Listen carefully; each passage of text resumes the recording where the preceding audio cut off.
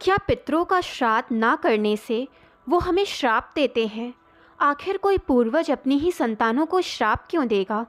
आपके मन में भी ये प्रश्न कभी न कभी ज़रूर आते होंगे। पितृपक्ष में पूर्वजों को प्रसन्न करने के लिए उनका तर्पण, श्राद्ध और अन्नदान करने के लिए कहा जाता है। पौराणिक मान्यता है कि अगर किसी के पितर खुश नहीं रहते तो उस व्यक्ति के जीवन में तरक्की नहीं हो पाती। मगर क्या इसका अर्थ ये है कि आपके पितर नाराज़ होने पर आपको श्राप दे रहे हैं? आइए जानते हैं गरुड़ पुराण में इस विषय में क्या कहा गया है। गरुड़ पुराण के अनुसार हमारे पूर्वज ही हमारे पितर हैं।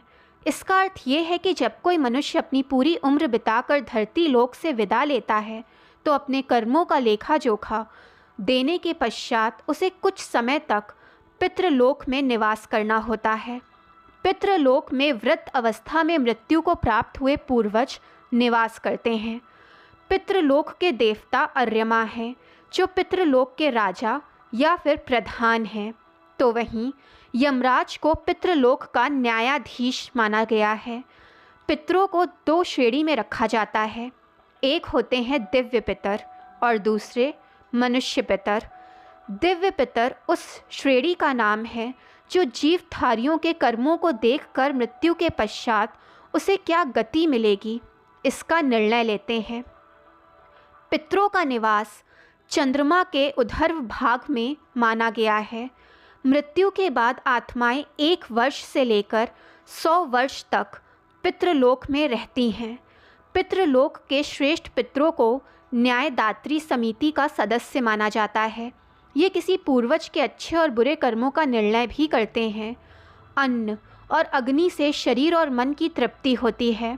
गरुड़ पुराण के अनुसार जिस प्रकार धरती पर किसी विभाग को चलाने की व्यवस्था है, उसी प्रकार पितृलोक को भी चलाने की एक व्यवस्था बनाई गई है। मनुष्यों के पूर्वज यहीं निवास करते हैं। ज़रा सोचिए, आपका कोई अपना समय निकाल कर किसी उत्सव के समय आपके घर आता है, लेकिन अगर आप उसका आदर सत्कार करने की बजाय उसकी अवहेलना करते हैं या फिर उसके आगमन के बाद कोई उत्साह नहीं दिखाते, तो आपके उस मेहमान या अतिथि को कैसा लगेगा?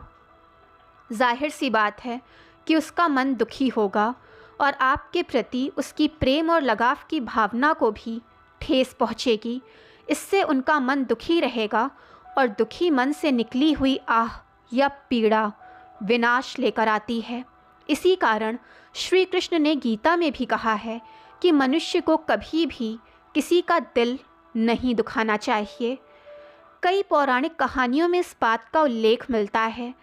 जब भी किसी दुखी मनुष्य ने किसी को श्राप दिया, वो फलीभूत अवश्य हुआ। जैसे महाभारत काल में गांधारी एक महारानी नहीं बल्कि 100 कौरवों की माता भी थी। जब कुरुक्षेत्र की रणभूमि पर रक्त रंजित युद्ध हुआ तो गांधारी के 100 पुत्र उसमें मारे गए।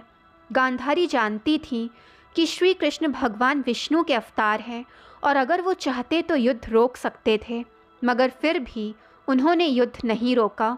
इसीलिए दुखी होकर गांधारी ने श्री कृष्ण को श्राप दिया कि उनके यदुवंश का भी नाश होगा, और समय के साथ दुखियारी गांधारी का श्राप सच साबित हुआ।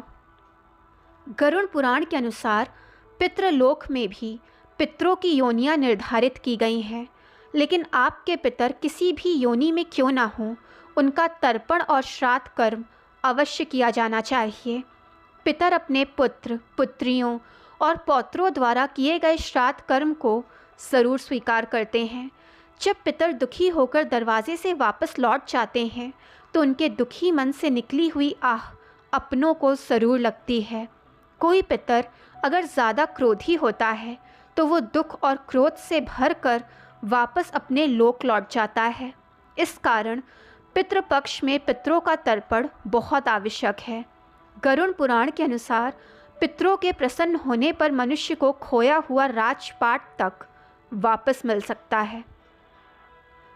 दोस्तों, जानकारी पसंद आए तो चैनल को लाइक, सब्सक्राइब एंड शेयर करें ताकि चैनल की नोटिफिकेशंस आपको मिलती रहें।